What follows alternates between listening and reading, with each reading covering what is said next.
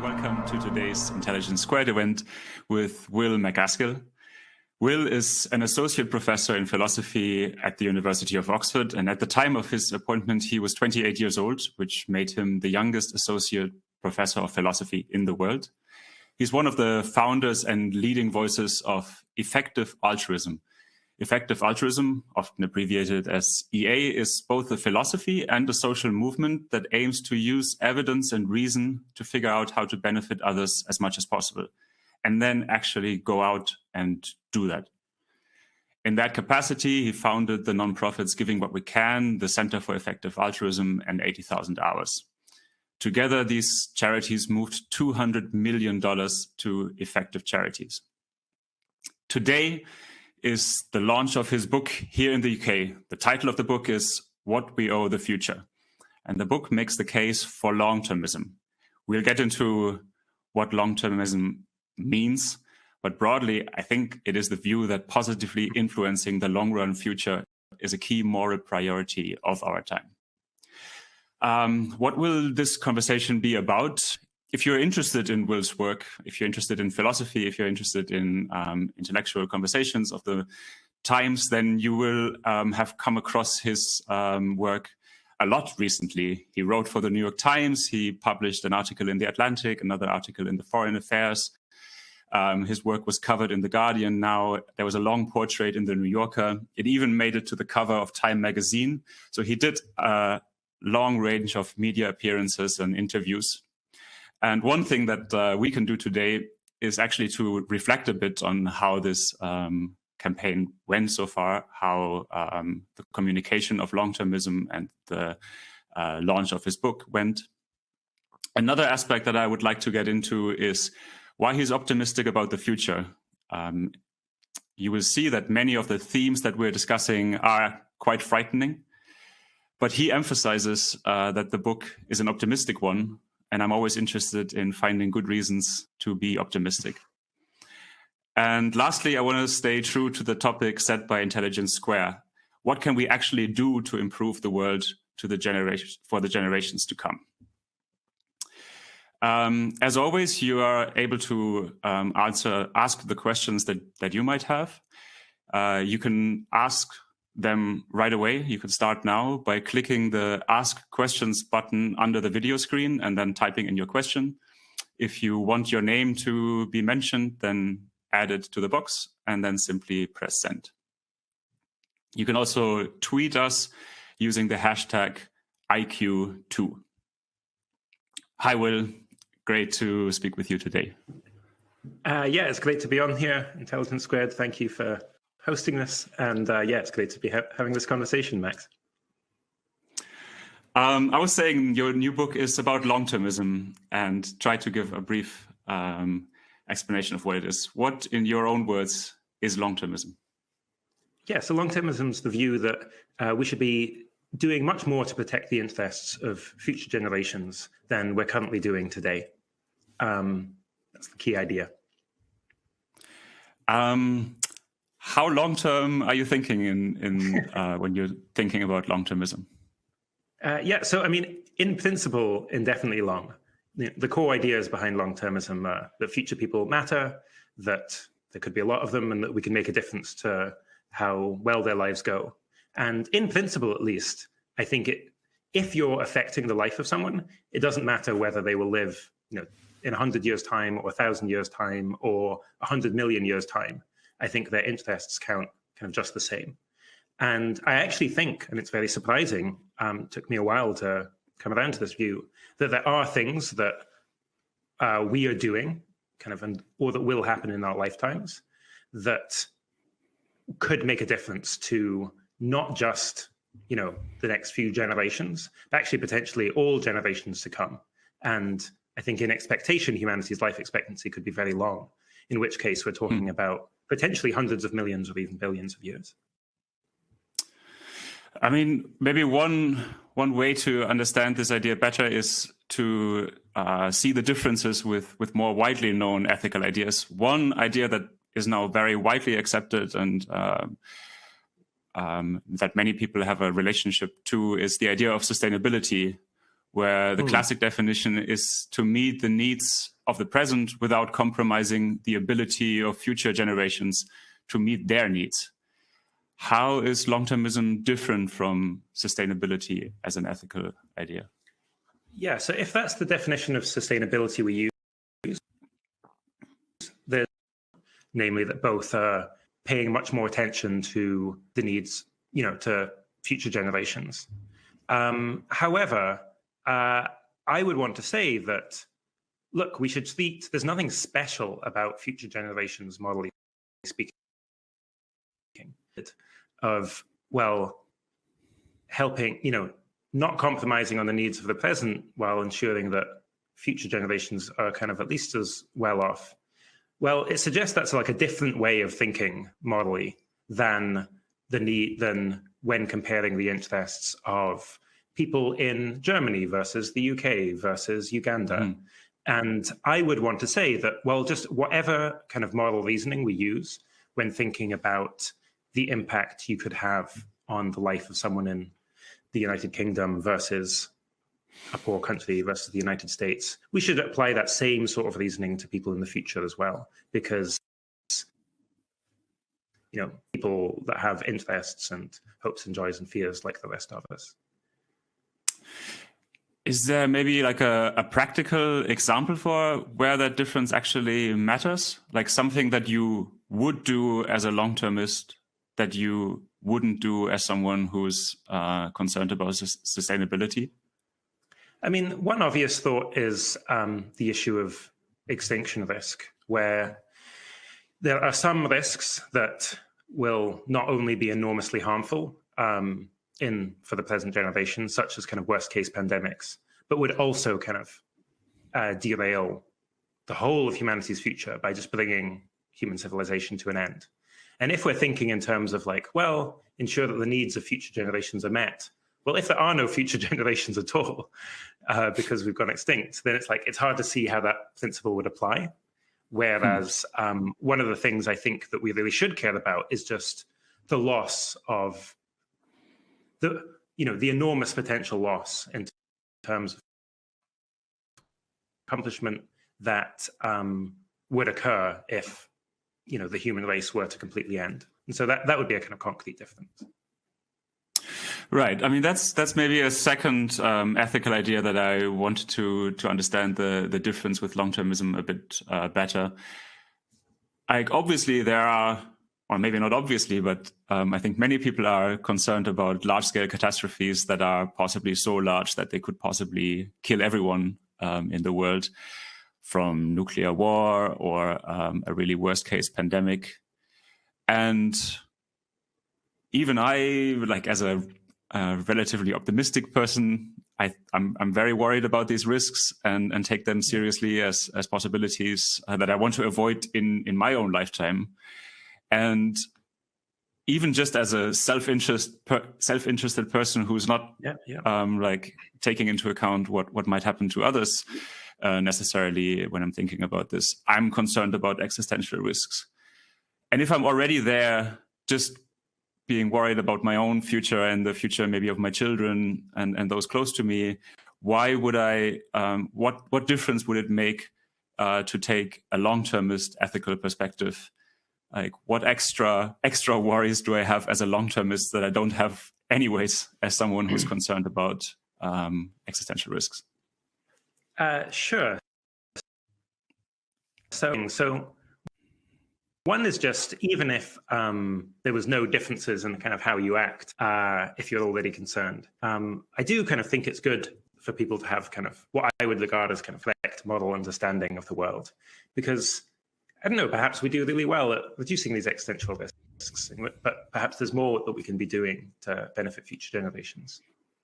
A second is that I think that positively impacting the long-term future isn't just about reducing these kind of worst-case catastrophes.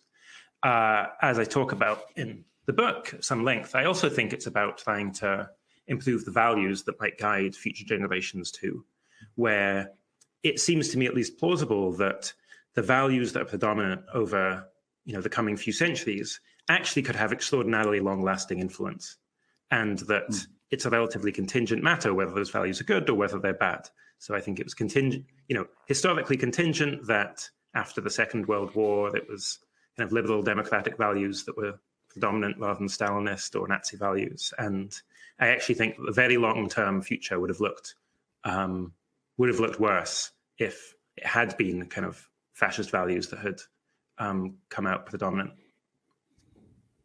Right. Although, of course, those people at that time, they were not necessarily worrying about us in 2022. They were just worried about what might happen next year, tomorrow, in Germany, in Russia, in the US. Sure. So yeah. So I think it changes how you prioritize too. Yeah, where I think all of these things I'm pointing to, they are just really bad. And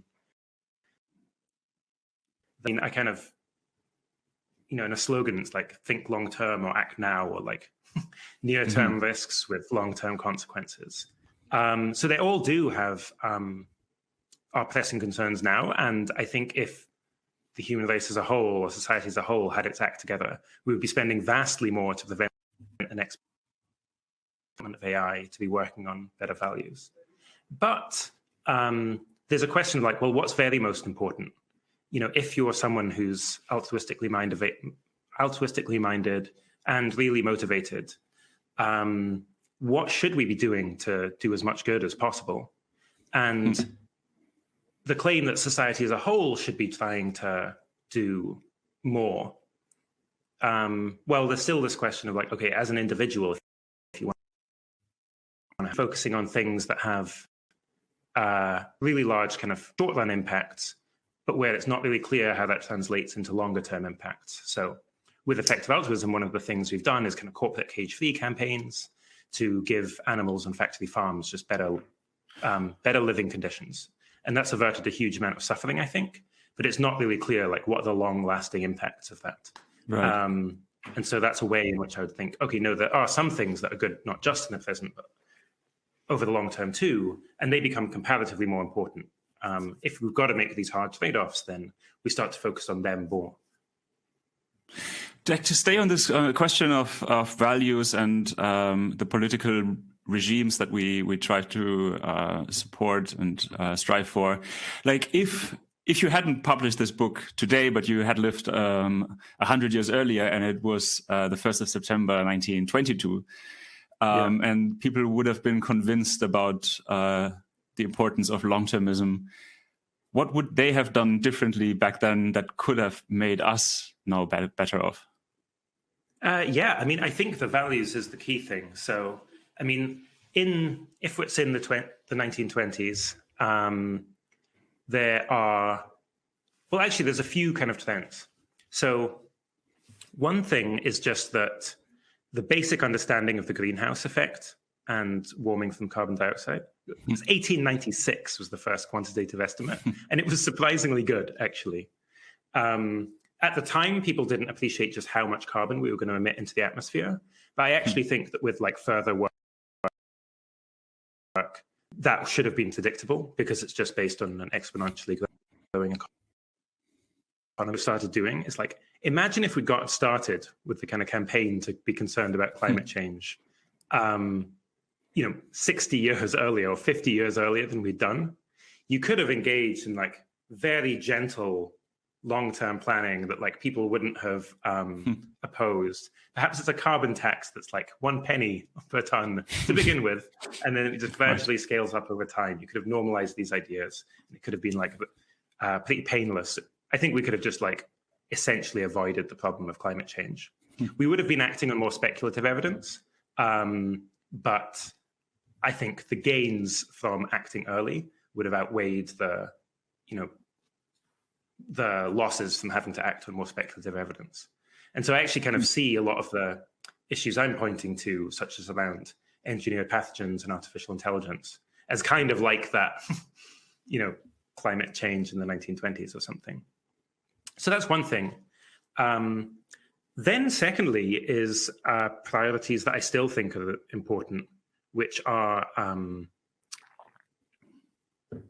ensuring good values, thinking about future technological developments, thinking about how bad the risk of war could be. Now, it's true that as things went, like obviously there was already enormous attention on, trying to stop the rise of fascist Germany. And so in that case, it's not so clear. Maybe there would have been extra effort on that or something, but it already was a lot. But still, I think that would have been helpful. Still, I also think that more people thinking about that at the time, potentially even having a longer run thought on the potential for atomic weapons to just radically change society. Again, just more people kind of working on these issues and taking them seriously, it seems would have resulted in a better outcome, I think. Yeah, like the example of climate change is an interesting one. Now, bringing us back to today, what do you think we can actually do now to positively impact the long-term future? I think there's many things to do. The things that are most tractable and I'm most excited about, yet most neglected, are within the area of pandemic preparedness, where, this was actually one of the things that really made me endorse the kind of long-termist approach, really on a gut level, is just seeing that people who were bought into these ideas were worrying about, global pandemics for many, many years, encouraging people to go into these areas and funding them since about 2016. There was a kind of community prediction that there would be a pandemic with at least 10 million dead. This was in 2016, in the following decade, but 1 in 3 probability on this. And then it's just, it happened and was enormously costly and, this enormous tragedy. And it just made me think, look, we just could have been preparing way more for, allegedly unprecedented events, but that are actually foreseeable. And I think we can do this again. And now here's the second part of it. After COVID, what response has there been? Well, after 9/11, there was, $1 trillion of foreign interference. There was, a new Department of Homeland Security in the US, and just enormous kind of global response. And after COVID-19, it's been essentially crickets.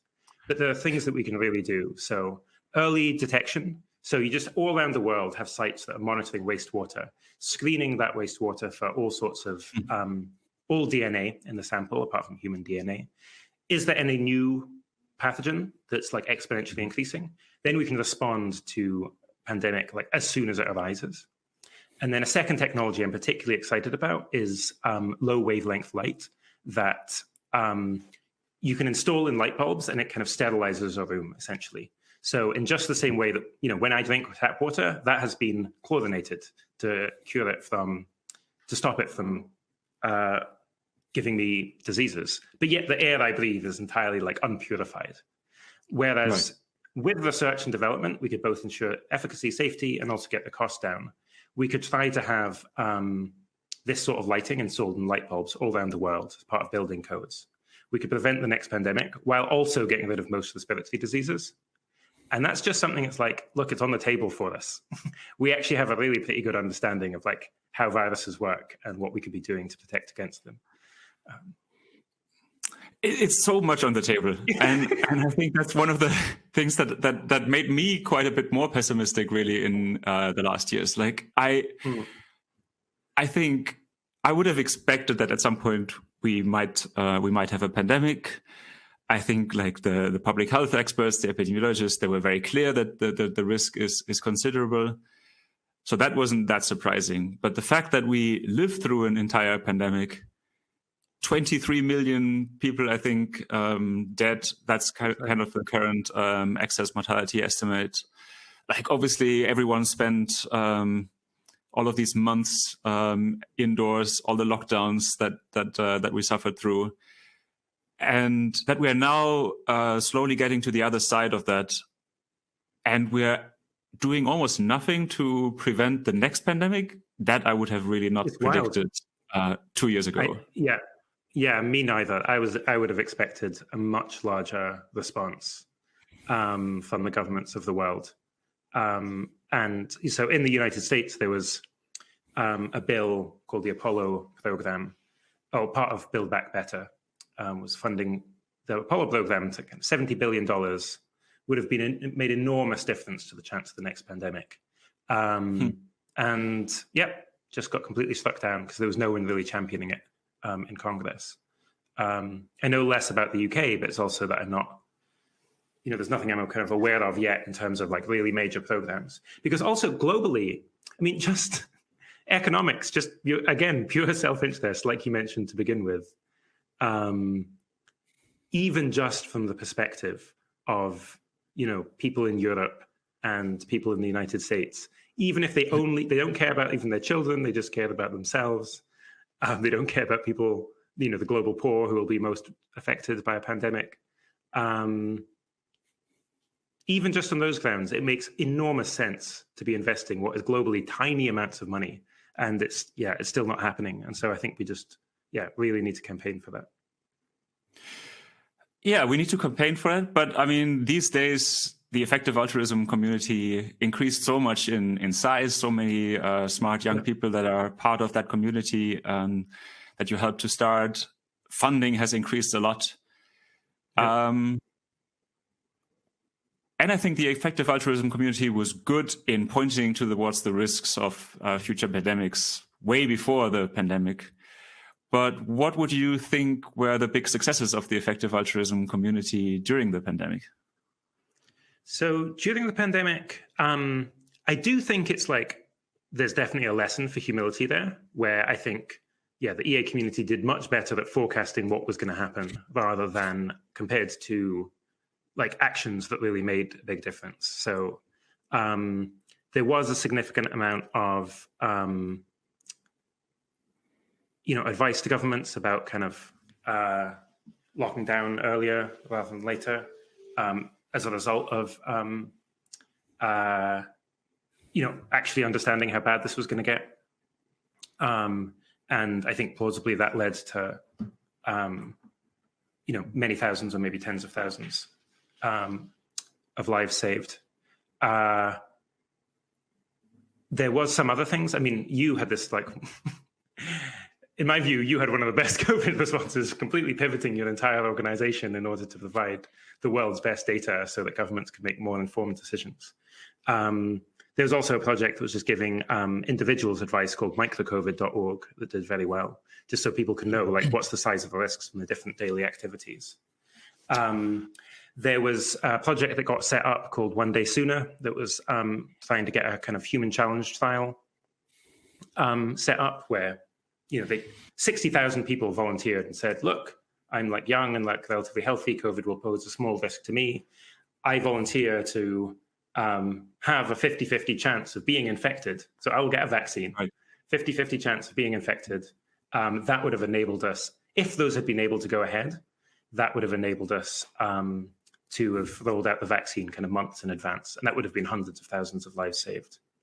However, the main thing I think is just, man, I really wish we'd done more. I wish we'd done so much more earlier, so that perhaps if we'd been pushing for human challenge trials years before, we actually could have had the regulation in place such that you could quickly do that in an emergency situation, rather than what ultimately happened was that it took so long to convince policymakers that by the time the first randomized controlled, the first human challenge trial occurred,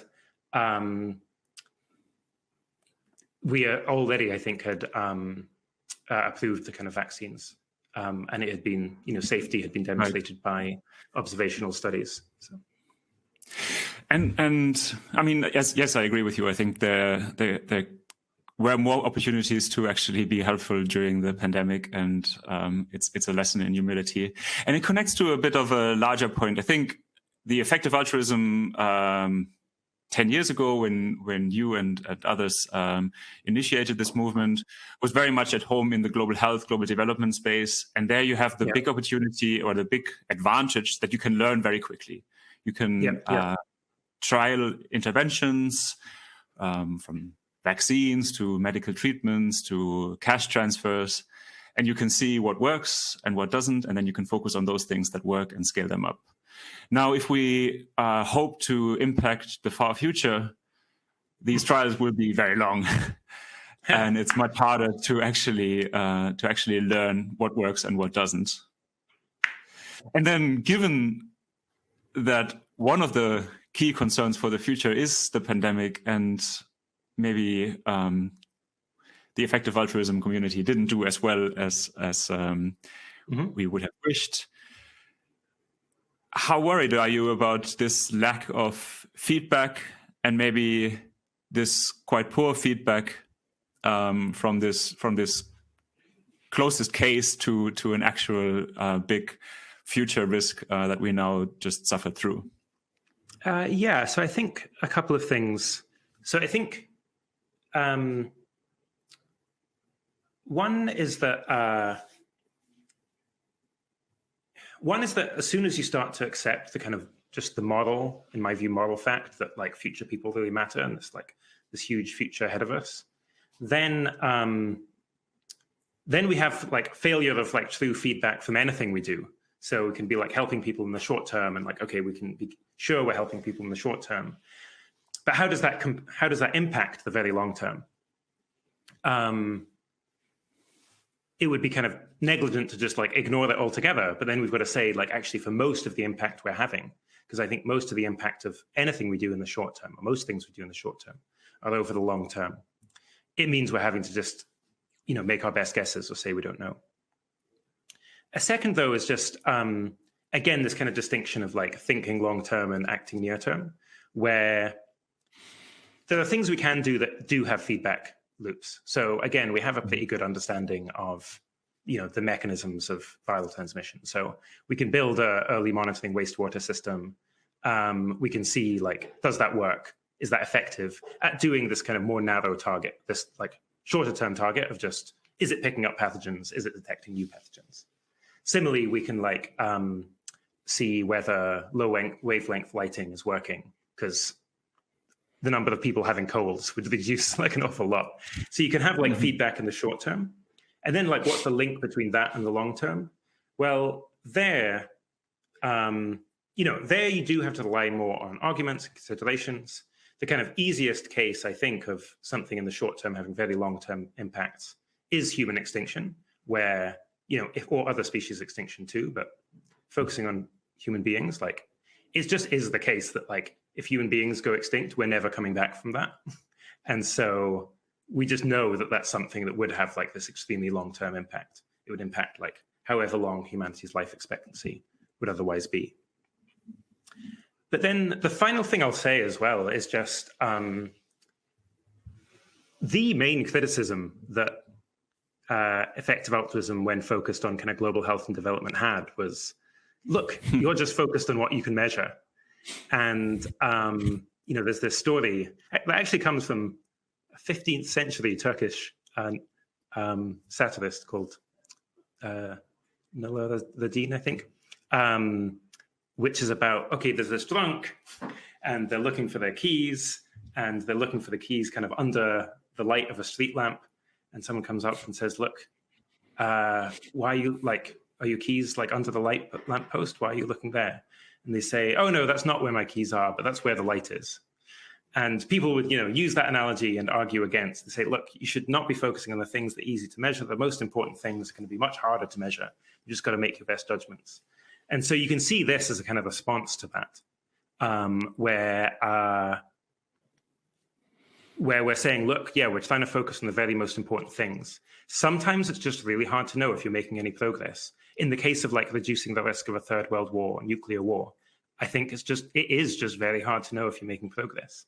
Does that mean we shouldn't try? I think probably not. But it is certainly like, if there's one kind of spectrum within effective altruism, it's probably on this dimension. There are some people who are like, look, if we don't have good feedback loops, I'm really pessimistic that we can make any progress. And those people, still focus on global, the sorts of bed nets, deworming, things that are like making measurable impacts in the short term. And that's still scaling enormously, like closing in on $1 billion per year. And then there's the people who say, look, I'm willing to like accept, maybe I'm not going to have as reliable feedback loops, but then I'm focusing on what I think is really the most important thing. So. Right. There are these two extremes. Where do you fall yourself in this on this question? What is the right mix for the EA community more broadly, or for anyone who wants to do good? Should they put all of their effort into global development or all of the effort into long-termism? So, I mean, I think any individual person you'll need to make a bet, unfortunately, because someone who's working half time on malaria and half time on nuclear war or something is probably not going to be as effective as, if you've got two people, one specializes in each. I'm really in favor of like an effective altruism community that has a diversity of different worldviews and a diversity of different areas that it's focusing on. And that's for a few reasons. But one of which is just that I expect us to learn a lot more, again, over the next kind of coming decades. And I think like a community that has a diverse array of focuses is just going to be one that's much more adaptable over time. But then for me personally, I'm like more in the focus on what's most important direction. Although I definitely feel the worry about I feel the worry about the lack of feedback effects and so on. And within, that does mean that I think, for example, pandemic preparedness, where I think we can be really very confident we're making progress on this, at least often, compared to some other issues, like reducing risk of nuclear war. It does make me a lot more excited about it. It makes me see that as the kind of lowest hanging fruit within long-termist work. Right. And how do you think about this going forward? Is there some moment, is there some signal, some heuristic that you're looking out for where you would think, okay, we're actually on the wrong track with focusing on long-termism? Is there actually like we actually don't succeed in really reducing the risks? We're not really succeeding in improving the values that future generations might inherit from us. Is there some moment that you would wait for where you would say, I would want to achieve this by that point in time, and if we don't succeed, then I really have to revise my thinking on long-termism? Sure, yeah. So I mean, I think there's two ways I could revise my thinking. One is certainly just more kind of philosophical or theoretical arguments, just about value of the future versus near term, and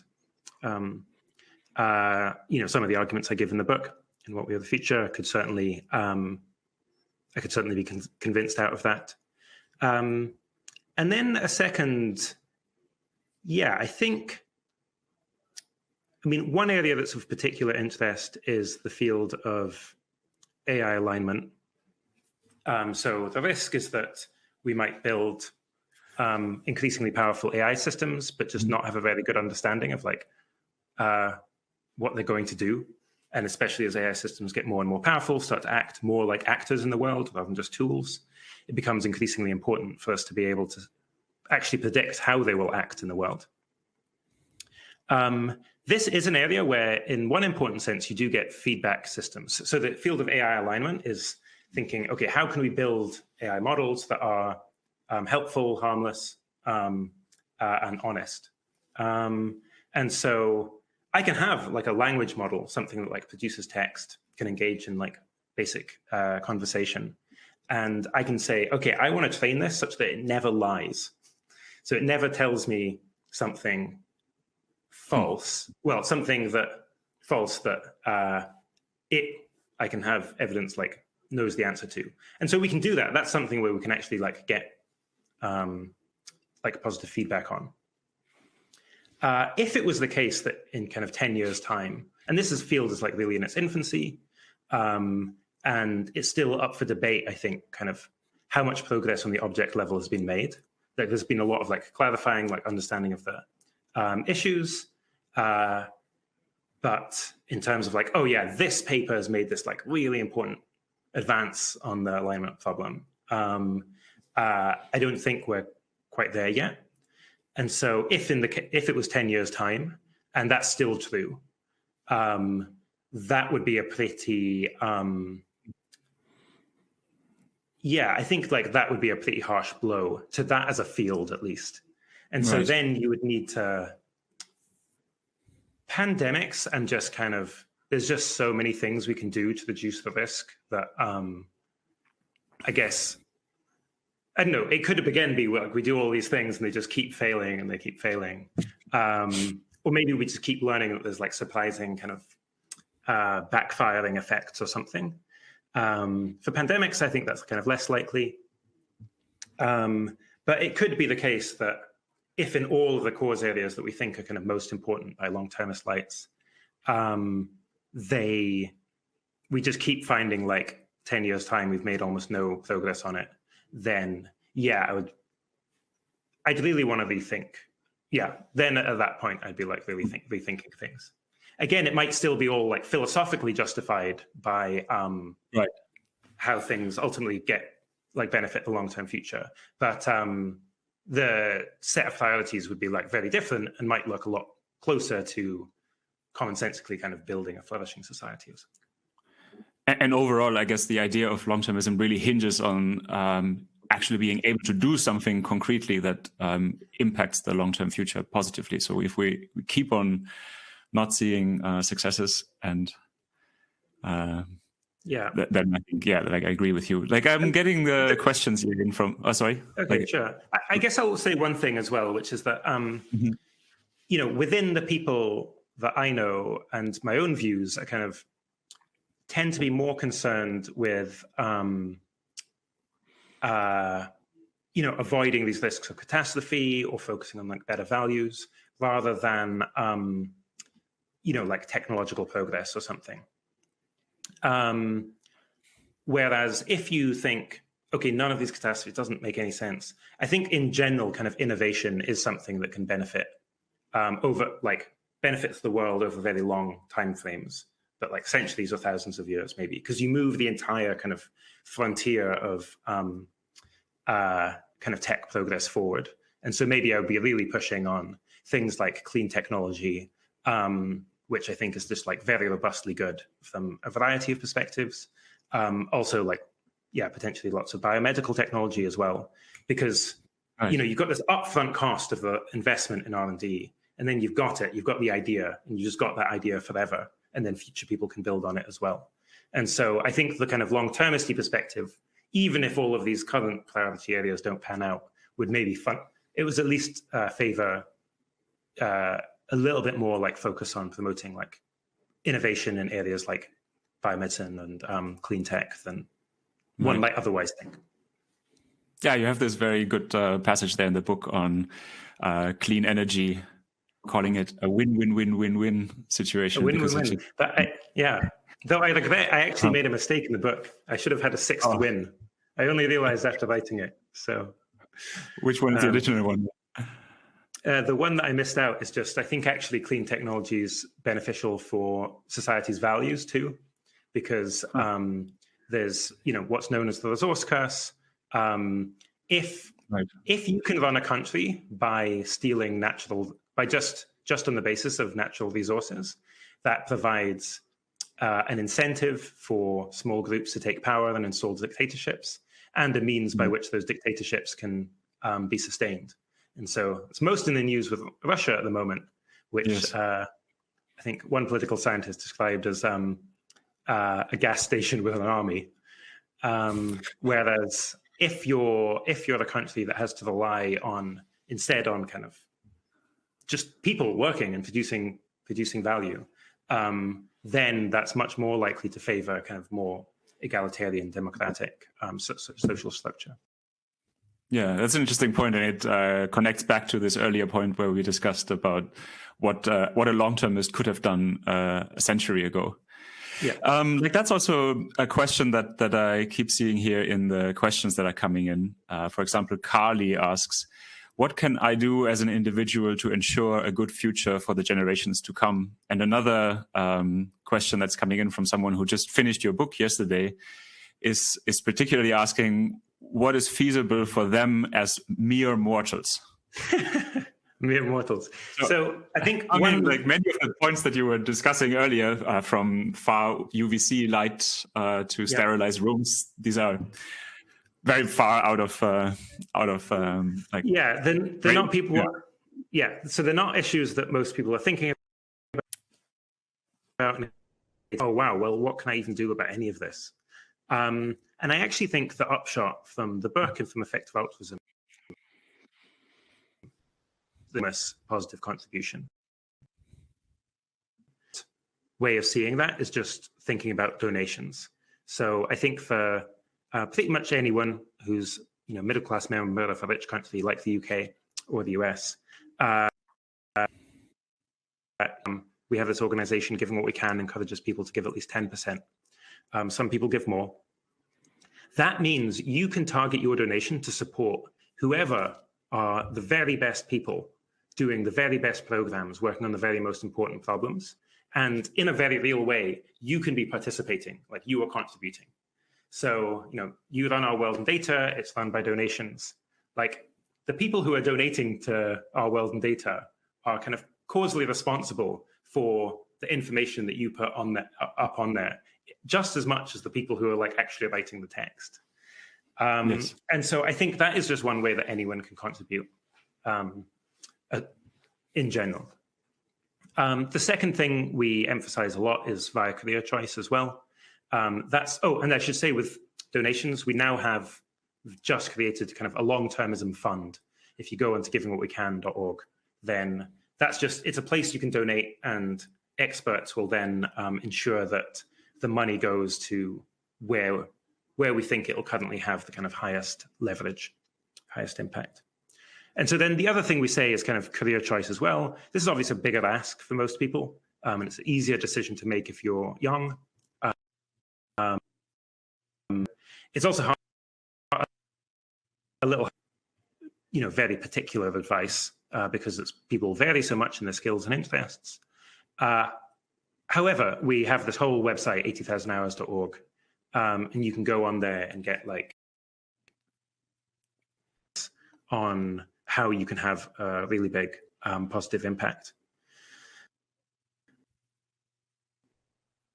And that means funding or working in things prevention, like ending nuclear war, reducing the risk of nuclear war, safely governing the rise of AI.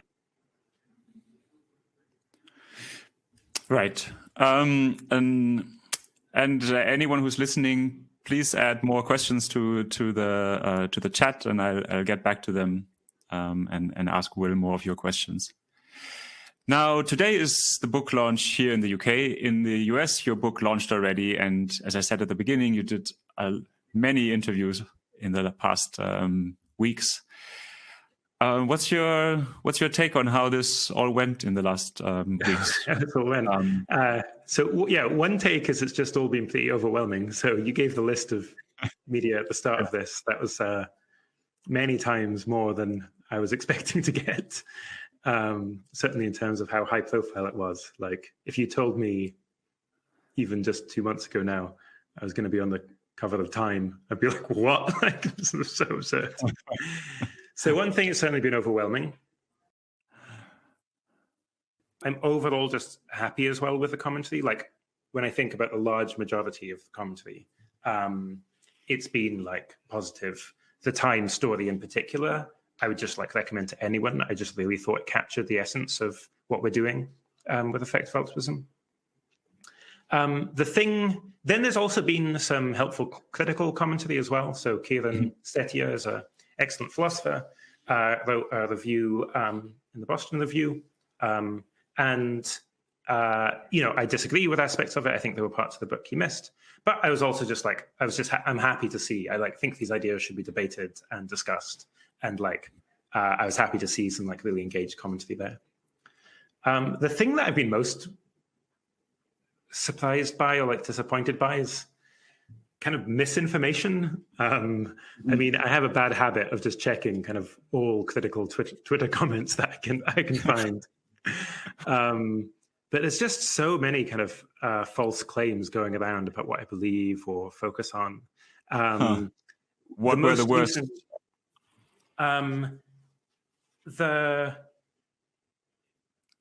There's this huge idea.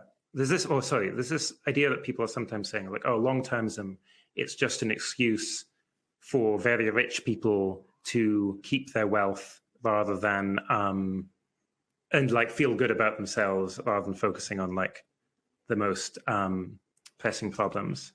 Whereas it's like exactly the opposite is the case, where via effective altruism and then long-termism, we've resulted in like enormous changes in how many people, but including bots and so on, and instead towards, firstly, just some things that are purely like global health and development focused. Now over $1 billion have gone to, via effective altruism, has gone to global health and development. Really good in the short term as well as in the long term. So I've been advising this foundation, Future Fund, which scaled up from zero to about $150 million in the first 6 months of its operation. And the largest cause area was pandemic preparedness and prevention. Right. And again, like if you don't think that future pandemics are going to be likely and like enormously harmful in the short term, then I think you're kind of really mistaken. And so I think it's unfortunate. Basically, I kind of like, Elon tweets about you, and there's a certain fraction of the world for whom it's like you are now gone. And it's like, yeah, you're kind of never going to be supportive of. And then something that's kind of less, more recent articles, there's been very intense focus on risk of what I call kind of AI takeover, occasionally with like Terminator photos kind of thing. And that's like, in one sense, that's completely fair because that's like a big aspect of, the broader effective altruism community is like actually really worrying about risks from advanced artificial intelligence, including risk of loss of control. On the other hand, it's a bit surprising for me because it's like, it's not really something I work on. It's only a very small part of the book. And so it does feel a bit like they're honing in on that because that's the kind of spiciest thing rather than the kind of what I see as the main messages in the book. Right. Let me ask one follow-up question on how the media went. Why do you think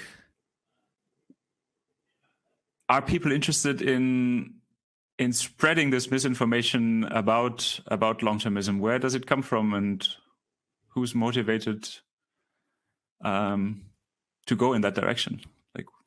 If you think that this has been most surprising, what's your explanation for where this comes from? I think there's a couple of years starts getting big. You're going to have debate and criticism, and the quality of online commentary is often, the things that where I'm like really getting upset tend to be more like Twitter or other areas. And, the bar is pretty low in terms of the algorithm, I think, kind of rewards, rewards anger and debate. There are, then there are, I guess, like the specific, one person who just is very, very active, and his view is just that actually civilization is a bad thing. It would be better if we just collapsed and never came, because he just thinks, well, the suffering in the future is just like humanity is just like a bad thing overall. And that's a view I disagree with, and it's like very keen on kind of like, aggressively attacking us and smearing us in like whatever way possible. So.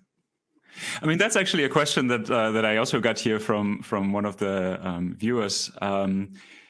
He or she says they have met a person who told them that it would be the best thing for the planet if humans would go extinct. What do you say to someone who believes this? So the thing I'd say is I have a whole chapter on this in What We Are the Future. Chapter 9, in fact. And so in the chapter, I talk about a few things. One is just take the world today, or like the world 2022. Is that world good or bad? Like better than nothing? Like if I could click my fingers and have blankness, an empty universe rather than that world, would that be better? And well, let's just start off with human beings. Like, do humans overall have lives that have kind of positive? I go through like a variety of different sorts of psychological research, including some research that I had to just commission myself because there was very little in the way of work that was actually done on this. But if you ask people in both the US and India, do you think, are you glad to have been born, or do you kind of regret being born? And you can ask that in a few different ways. Do you think your life has more happiness than suffering? Then well over 70% of people say yes, that they are glad to have been born. They think their life has had more happiness than suffering. There is a small fraction on the order of about 10% who say no as well. And so that's important too. I think actually, even just within healthcare, I think a lot would change about how we think about things. Seriously, the fact that some people think their lives have been worse than zero. Then I think there's like obviously lots of other considerations. I think the amount of suffering we inflict on the animals in factory farms. I do think that the trend in human well-being has been possible. On average, are much better off today than they were a few hundred years ago, where life a few hundred years ago was really very bad. Surgery without anesthetic, 14-hour days, doing grueling like farming labor. Most people were in some form of forced labor as well. The past is a pretty dark place.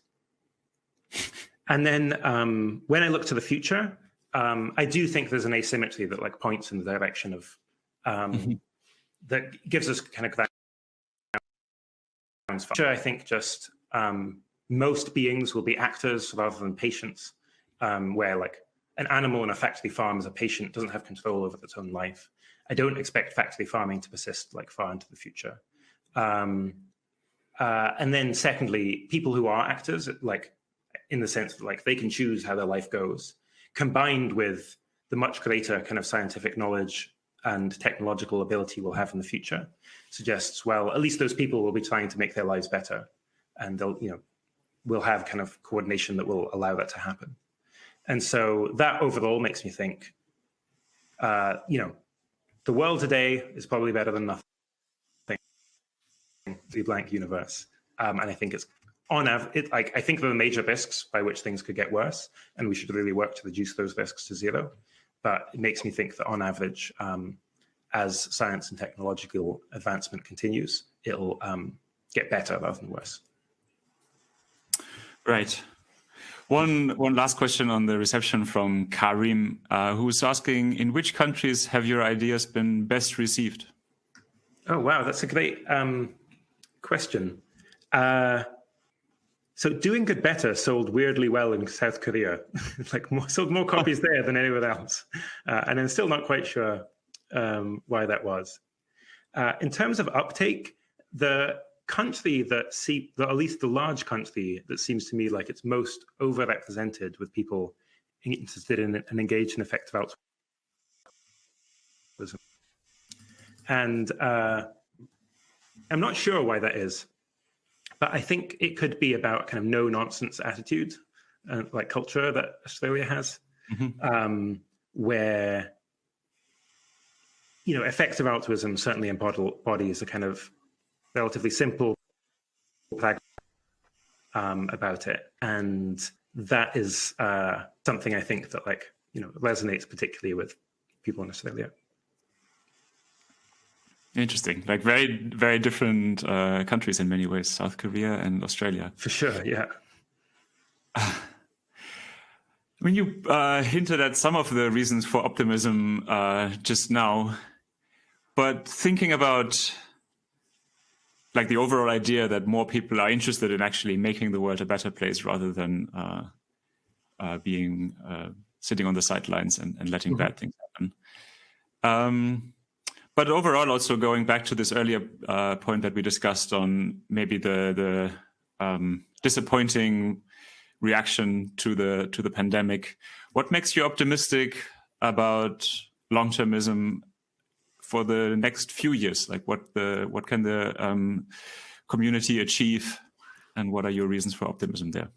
Yeah, so one reason for optimism is just the really extraordinary growth in interest in long-termism, effective altruism, where it's really just many, many thousands of people around the world who are feeling inspired and saying, yes, like I want to make the world better. I think there are some really pressing risks, and I think we can take action to mitigate them. And so one is just like influx of people. And then secondly, there's influx of kind of philanthropic resources behind that as well, where has been convincing philanthropists to put their money where their mouths are and support highly effective projects. So that's one thing. And then secondly is just, I think there are just a whole bunch of, and like, close to, what we call shovel ready. So one organization is Alvia, which got started. So there's a lot of new kind of startup nonprofit organizations or socially motivated organizations. So Alvia, within 60 days of being launched in December, had already designed vaccines specific to Omicron BA2. I think it was the first vaccine of that form designed in the world. And they really want to do just many things. One is having a platform such that, again, if a new pandemic breaks out, we can have all of the infrastructure is in place such that you have vaccines that are targeted to the specific pathogen going in 2 months for in the COVID-19 pandemic. That's like totally possible. We just need to invest the resources into doing it.